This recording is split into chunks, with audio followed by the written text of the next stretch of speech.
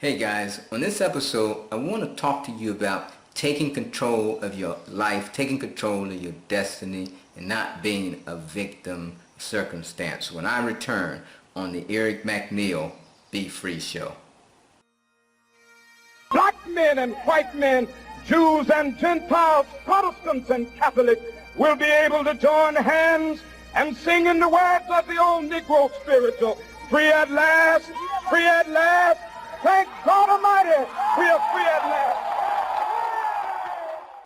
Hey guys, welcome to the Eric McNeil Be Free Show, where it's all about being financially independent, responsible for self, enjoying life, and empowering others free.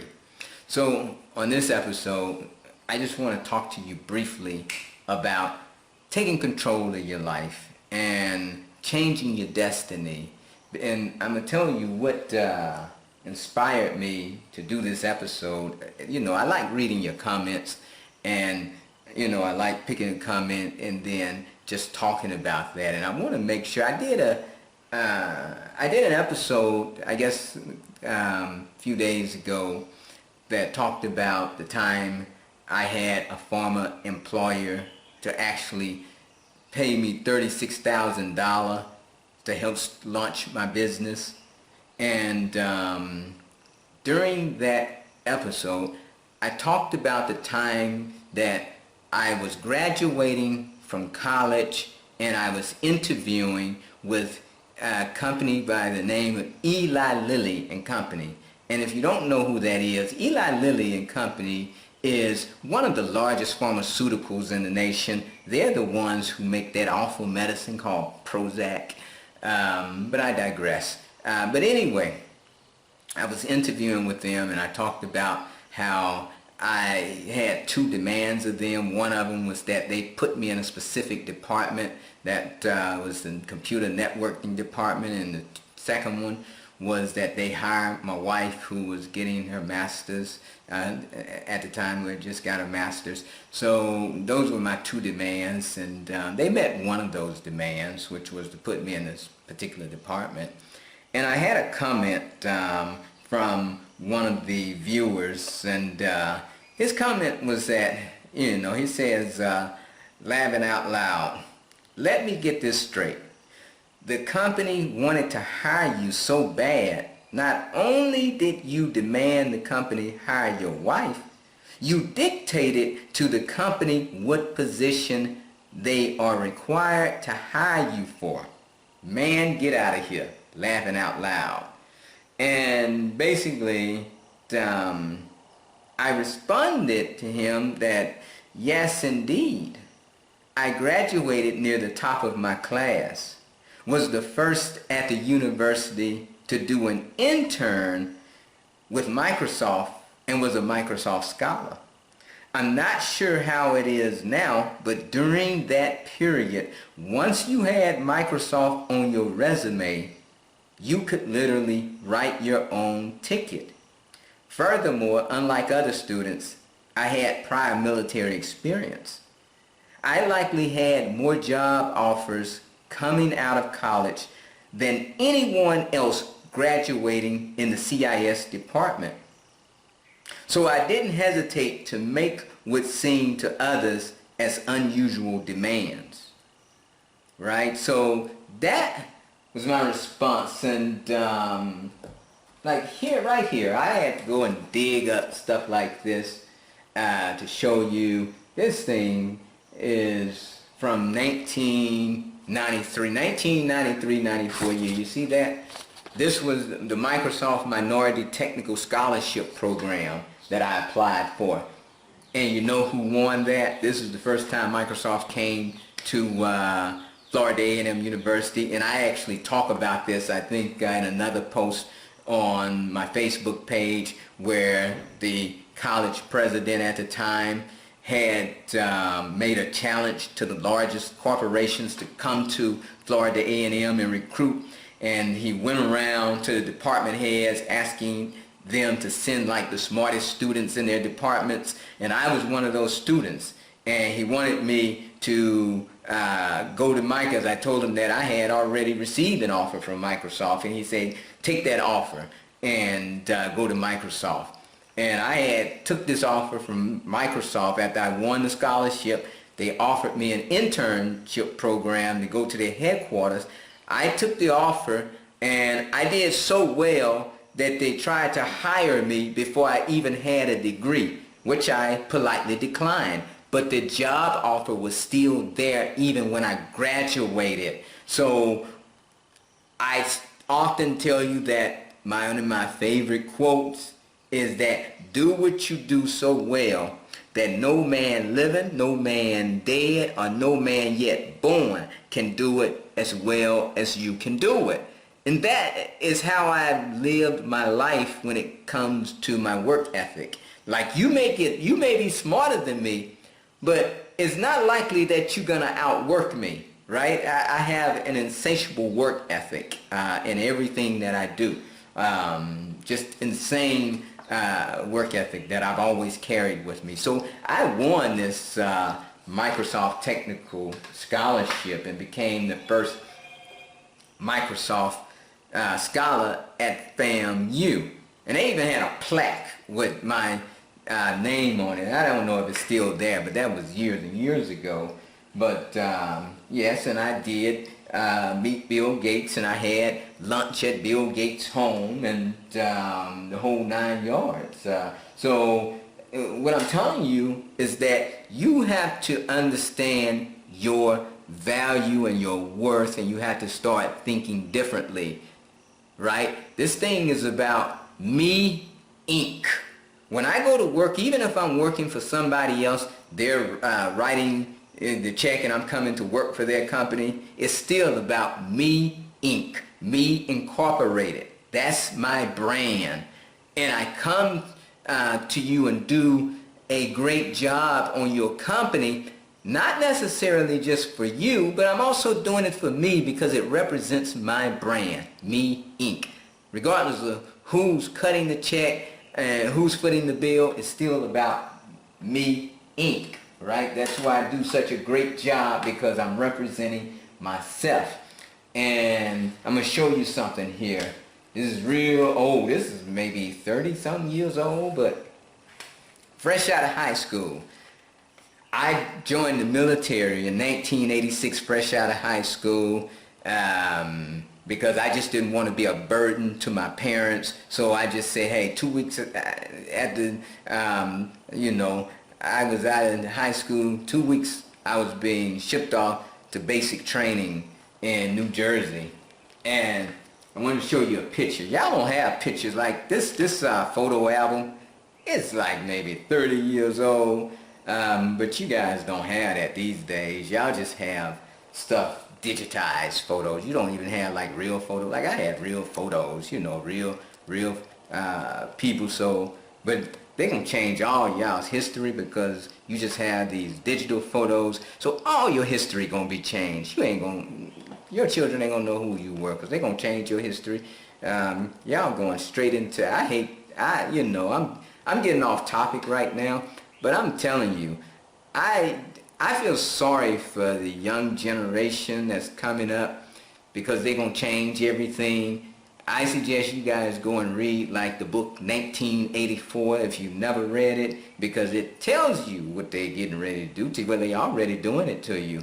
They got the Ministry of Truth who goes in and changes history to suit their needs because everything is digitized. How are you going to know, what's true and what's not? Anyway, I digress. Let's get back on topic. So I got this old photo album, and I just want to show you when I graduated from high school and I joined the military, joined the U.S. Army, right? Joined the U.S. Army. That was me in the military. But I was the youngest. I was the youngest person in the unit, in my unit. When I went, I was the youngest person. So fresh out of high school, this was me. You see that?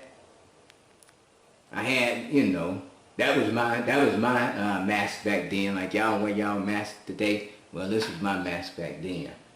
Yeah. So that was me.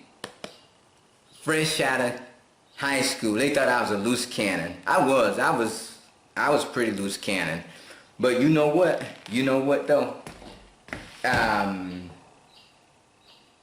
Being the youngest in the unit did not stop me from being selected Soldier of the Year in the unit. You see that? So, because I had an insatiable work ethic, and I turned that energy into something positive, which was toward computers, right? They had this computer system called Honeywell DAS3 computer system. And man, when I tell you, I learned everything about that computer system, the ins, the outs, the ups, the downs. I was the man. And here's an award, Army Achievement Award they gave me, talking about me being selected the Logistics Soldier of the Year. So the Army Achievement Medal, Specialist Eric McNeil, United States Army, for distinguishing himself by outstanding meritorious achievement by being selected Field Station Berlin's Logistics Soldier of the Year for 1988. Specialist McNeil's aggressive and conscientious drive, coupled with his technical competence, directly contributed to the successful accomplishment of Field Station Berlin's mission. Specialist McNeil's professionalism and desire to excel have earned him the respect and admiration of his peers and superiors. His superlative performance reflects great credit upon him, Field Station Berlin, and the United States Army. Right? So I didn't play with it. I didn't play around when it came to work. Another certificate here, right? Certificate of Achievement, Field Station Berlin. Let's see. Specialist McNeil, United States Army. Specialist McNeil's expertise with the DAS3 system has proven a great asset to the mission supply support activity. His willingness and initiative to assist in solving problems that arise with the system have found him at work after his normal duty day on many occasions. Specialist McNeil's attention to detail has increased the accuracy of the manual deck greatly. He was solely responsible for posting and reviewing this system as reflected in the favorable comments received during the May 1988 supply inspection. Specialist McNeil's performance and initiative reflect great credit upon him, Field Station Berlin, and the United States Army. Right? So that was my work ethic all day, every day. And even as I was leaving the military, another medal, one of the highest medals you can get in the peacetime Army, the Army Commendation Medal. And I would have got a medal that was like one level higher called the Meritorious Service Medal, but there was a guy who was jealous of me, and he told somebody he thought I was too young to be getting that medal, so he voted not to back it. And you know, and so they gave me the next lower medal, which was the Army Commendation Medal, but which is still higher than most people get when they're leaving the military. But anyway, this is on my way out the door. The United States Army Commendation Medal to Specialist McNeil for distinguishing himself by outstanding meritorious services as a material control and accounting specialist. See, they even wrote the, they wrote this, like they actually wrote this for me to have that meritorious service medal. So when they even wrote the language, they were saying meritorious service, but I had one guy who voted me down. So anyway, for distinguishing himself by outstanding meritorious service as a material control and accounting specialist, Maintenance Company Support Battalion, United States Army Field Station Berlin, from the 13th of November 1986 to 19th of June 1989. His initiative and ability to resolve software problems on the -3 computer system by writing software programs resulted in timely output reports to commanders and higher headquarters. With his comprehensive computer training program and personal assistance, the skill qualification test scores of the soldiers in the mission supply support activity increased by 7%. Specialist McNeil's outstanding accomplishments reflect great credit upon him, Field Station Berlin, and the United States Army.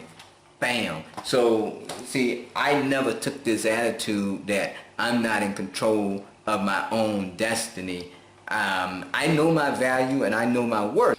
So when I go in there and say I want this, that, and the other, then I'm saying it based on knowing my value, knowing my worth, people, and that's what you have to do. You have to absolutely know what your value is.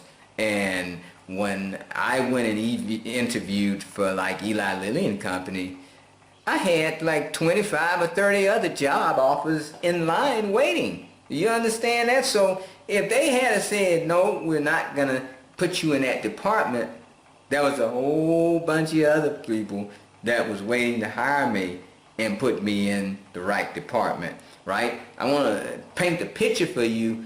Even in college, they were flying me around the country to interview for their jobs. You fly and they pick you up in a limousine. The limousine would be there to pick you up. This was in college. Do you understand that?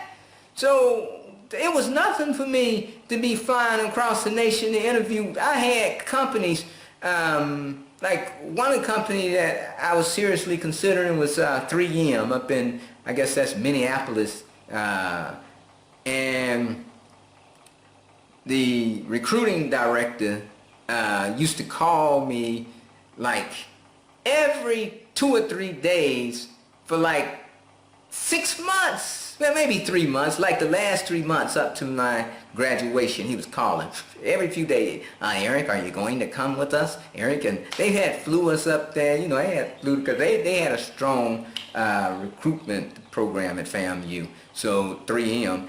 And so it was quite a few of our graduates that was up there. And, you know, they had flew us up and we interviewed at 3M Corporation. And boy, he wanted me so bad. He was like calling me every day, worrying me to death. Oh, Eric, you're going to come. Hey, Eric, I want to see if you made up your mind yet. You're going to come and join our company? And I can't think of his name. Nothing. White guy, of course. And but I had those kind of offers just coming left and right, left and right, left and right. And it was, you know, just no big deal to me. So when I go in there and say this is what I want, then it's like, hey, if LeBron James can go and get what he want on his contract, then hey, well, Eric McNeil should go and get what he want on his contract. I don't know if you guys have ever heard of Earl Nightingale. If not, I suggest that you go and listen to Earl Nightingale. I used to listen to this motivational stuff that Earl Nightingale used to do, and I just listened to it over and over. Like one of them is the Strangest Secret. I used to listen to that one. It's not too long, but then he has another very long one, and it's called Lead the Field, right? You can listen to it on YouTube, download it and just listen to it on YouTube, but it's very long, so you might want to download it. But it's very good to just listen to over and over, and he just helps you to understand that there's a great power inside of each of us, but it's up to us to realize it, right? You have to realize your power. And by listening to Earl Nightingale and people like him, you can reprogram your mind, right? The Strangest Secret just basically tells you you become what you think about. So whatever you're thinking about, the internet, that's what you're going to become. You see? And one of the things that Earl Nightingale said on, I believe it was the Lead the Field recording, is something that's very, very powerful. Very powerful. And he says, the amount of money we receive will always be in a direct ratio to the demand for what we do, our ability to do it, and the difficulty in replacing us. That's powerful. If you listen to what I just told you and you get it, that's powerful. The amount of money we receive will always be in direct ratio to the demand for what we do, our ability to do it, and the difficulty in replacing us. Boom. Them three variables, that's what controls how much money you're going to make. So once you get that through your head and you understand it, there's no holding you back. There's no holding you back, people. Right? So for me, from going to the military guy to this guy was because of how I thought. Right? It was my thinking. Right? And this is when I owned my own company, own computer technology company. So, but from going, from getting there, it was about me and how I thought about the world. And so many of us, we think that we have no control of our own destiny. And I'm telling you, you do have control of your destiny. You are in control. Stop seeing yourself as some victim. Stop seeing yourself as less than, and see who you are, right? But you have to put in the work. You have to do what you do so well that no man living, no man dead, or no man yet born can do it quite as good as you can, period. But you guys really have to understand your value. You know, at one time, I used to help people move into like executive jobs. I used to be able to rewrite your resume and consult with you and move you right into a six-figure job like it wasn't nothing. Right? So, and that was just helping you to understand what your value was and just spending some time. I would spend time with people. Like I had an employee and he wanted to move into this position that I had found online for him, of a technology that I knew like the back of my hand, but he knew just a little bit from working with me and in my lab. He knew it.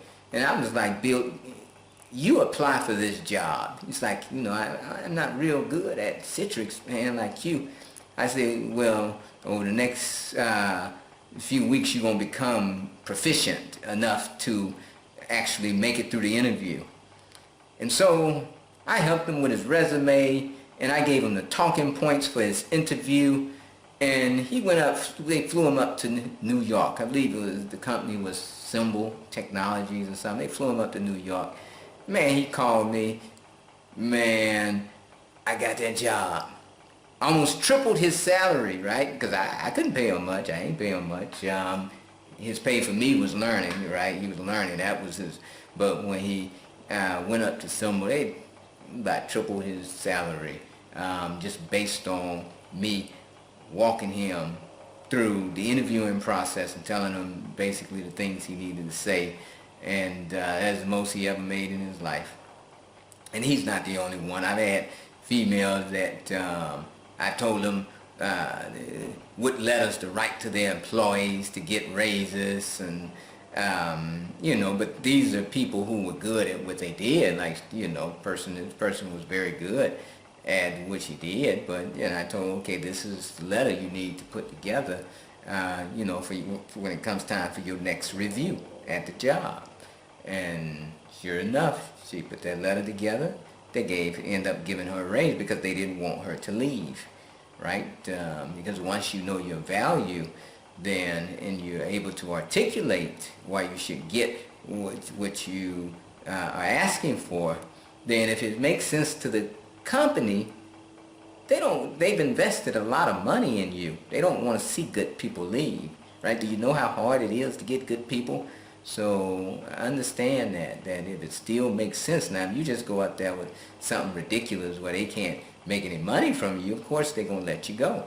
But yeah, I've moved people into six-figure jobs. I've mentored people who went from like the lowest in the company to now one of the people that I mentor, she's running the company. It's possible, but you have to believe in yourself. You have to be good at what you do. You know, you just can't be just any old mediocre person. And but you have to have the right mentality too. You have to stop playing this victim mentality if you want to, do something like that. So anyway, I just wanted to come to you with that short video today, and I hope you get something from it. And if you do, please go ahead and hit that subscribe button. Like, share, comment, and let me know what you think about all of this. And also, you can find me on Facebook at facebook.com/Eric McNeil. It's free. And as always, hoorah, ahuru. Now be free.